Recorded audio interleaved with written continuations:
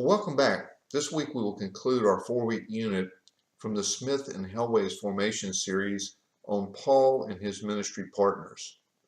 Our theme this week is teamwork, and we had a central question that asked us, how does teamwork help lighten the load? As I was thinking about teamwork, and I was thinking about some of the many teams that I've been a member of here at the church, as I'm sure many of you have, two questions came to mind. Number one, what does it really mean to be a good team member? And secondly, why do we do ministry as a team? So let's start by talking about what it takes to be a good member of a team. I think, first of all, that the mission needs to be the motive, has to be the motive. Paul, in referring to Timothy in verses 20 and 21, says, I have no one like him who will be genuinely concerned for your welfare. Referring to others around him, he says, all of them are seeking their own interests, not those of Jesus Christ. So in Timothy, Paul sees a purity of motive. The motive is the welfare, the genuine welfare of the church there in Philippi. According to Paul, most Christians can't say that. Their motives tend to be more self-interested, self-focused. When self-interest and self-focus becomes the motive for our mission, as part of a team, we can create dysfunction. And so that becomes the starting point Paul talks about. Paul himself is a good example of this. If we think about where he is as he writes this letter, he's in jail in Rome, facing a capital charge, not sure if he'll be released or he'll be sentenced to death. And yet, what is his most important concern at this moment? The welfare of the church. So we need to remember motive is important when it comes to being an effective member of a team. Secondly, take a look at Paul and how he sees himself as a leader of the team. He sees himself as being first amongst equals. Notice in verse 22, he's talking about Timothy. He says, he has served with me in the work of the gospel. Paul did not see Timothy being above him or below him, but with him, side by side, partners in ministry. When the leader sees himself as being first amongst equals, the team will thrive. He goes on to talk about Epaphroditus. He talks about Epaphroditus. He says, my brother, this is verse 25, my brother, co-worker, fellow soldier. All terms that put them on an equal plane with who Paul was. And yet Paul suffered more than anyone, but he saw himself as being first amongst equals. Finally, I think that there's one other point that we can look at here, and that is that it's amazing what can be accomplished by a team when nobody cares who gets the credit. Paul was not interested in getting credit. In fact, he spends all of these 12 verses in his letter to the Philippians building up his ministry partners. So let's turn to the second part of this, which is, why do we do ministry in teams? Why does that make our ministries more effective?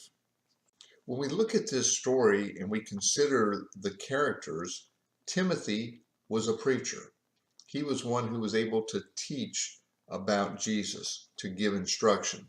Now, Epaphroditus, he was a messenger. He was the guy that took the high-risk, low-pay job. He's that member of a team that does what nobody else wants to do, which is travel great distances to go to Paul, who's imprisoned in Rome, and put himself at risk even. Epaphroditus represents the people who do the thankless jobs, the people who don't get the glory that often the teachers or the instructors get, or the higher profile parts of a group. But we do need to remember that one of the benefits of doing ministry in a group is that we can harness different parts to make this, but they're all part of the same body to make a stronger body. And so different parts, same body. I think another benefit of doing ministry in teams is it gives us options. Paul says, I'd like to send Timothy to you to encourage you, but I need him to stay with me until we figure out what my situation is. However, I'm going to send Epaphroditus back to you, who I know will bring you joy. So Paul had options. When we do ministry as a team, we have options. Not everybody can do everything. Not everybody is always available. Not everything works the same.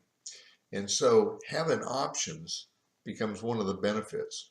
When we did the His Vision, Our Mission long-range planning campaign last year, our ministry groups got together and did a study. And one of the categories was to look at what they needed to do to be more effective in their ministry. And a specific question they were tasked with was, who do we need?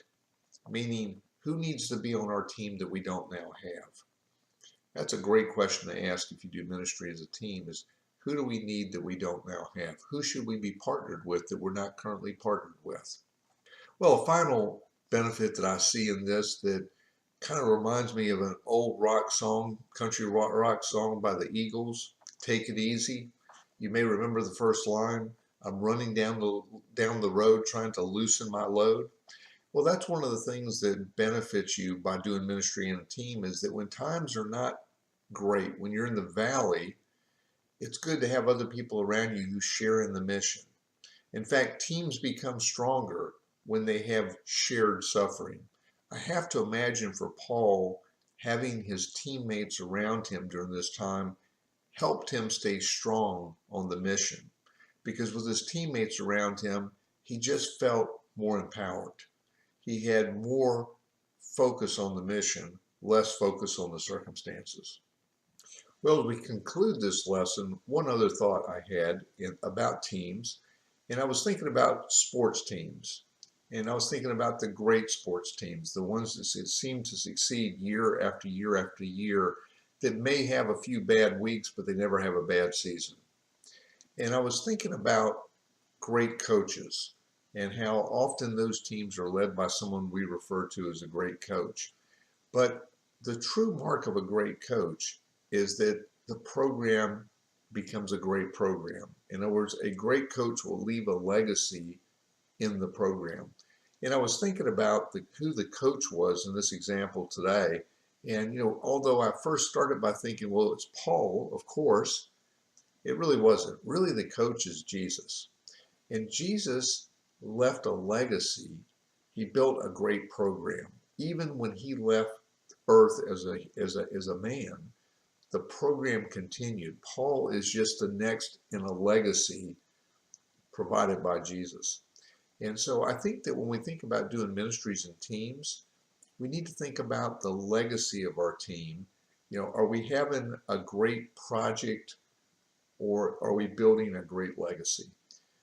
Certainly we can look at Paul and look at the legacy through Timothy. Certainly would be an analogy of that. But again, great programs, legacies.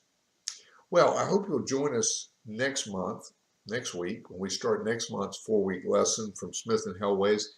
Next month, we're going to be doing a unit called Jesus in the Spirit. And we're going to be taking a look at each week. We'll be in a different one of the 4 Gospels.